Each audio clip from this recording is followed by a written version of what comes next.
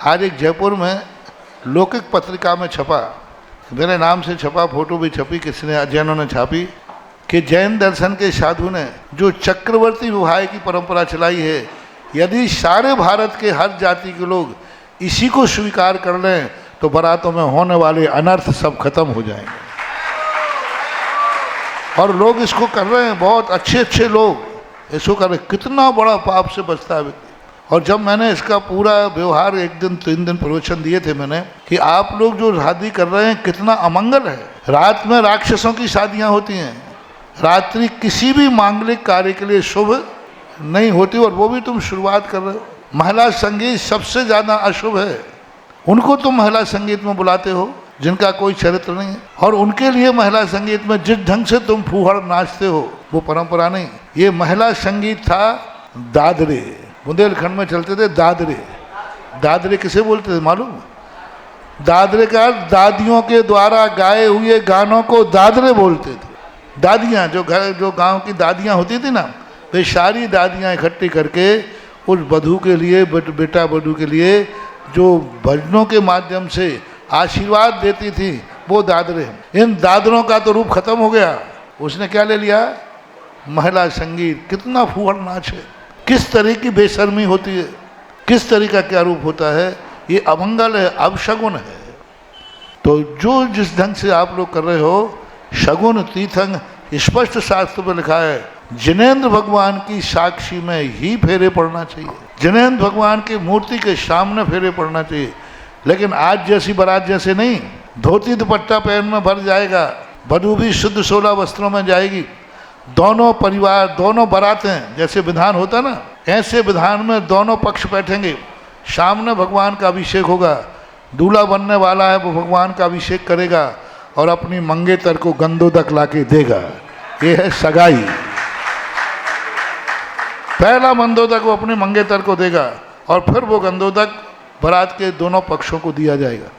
फिर वो दोनों के दोनों शक्लीकरण करके विधान करेंगे, और विधान करने के बाद अग्नि कुंड की परिक्रमा लगाएंगे।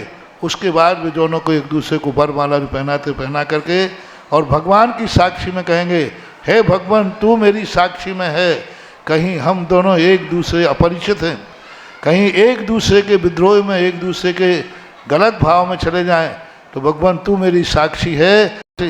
गणन आलू प्याज नहीं बनना चाहिए। और उसी समय वहीं से 3 दिन अथवा 7 दिन का, हाँ एक और भूल गए, 1 दिन पहले वर वधू अपने अपने जो जिनेंद्र भगवान के मंदिर हैं वहाँ जाकर उपवास ग्रहण करेंगे। महाराज वही दिन तो अच्छो खावे मिले, उपवास करे 1 दिन पहले कि कल मेरी शादी है, वर वधू उपवास करेंगे। राम सीता का जब विवाह हुआ, दोनों का उस दिन उपवास था, जैन दर्शन में भी और वैष्णव दर्शन में, दोनों में दोनों के उपवास थे। वो प्रसंग बड़ा है, बताऊंगा कभी। और इसी प्रकार उपवास करके और उपवास पूर्वक पूरा दिन धार्मिक अनुष्ठान में निकाले, और फेरे पड़ने के बाद दोनों व्यक्ति ब्रह्मचर्य व्रत लेकर 3 दिन अथवा 7 दिन के लिए तीर्थ क्षेत्रों पर घूमने जाए। ये घूमने की परंपरा है ना शादी के बाद। तो मैंने कहा ये परंपरा आई कहाँ से? मैंने कहा इतनी गंदी परंपरा क्यों आई? शास्त्रों में खोजते खोजते पढ़ा कि ये ऊटी घूमने के लिए नहीं था, ये तीर्थ क्षेत्र के घूमने का था। 3 दिन और 7 दिन तक वो तीर्थ क्षेत्रों पर गुरुओं के पास जाकर के अच्छे भाव से व्यतीत करें, फिर 7वें दिन आकर के वर वधू का गृह प्रवेश होना चाहिए। अब ऐसे वधू से ऐसा विवाह हो गए तो पदम सागर जी आप आहार लोगे कि नहीं लोगे?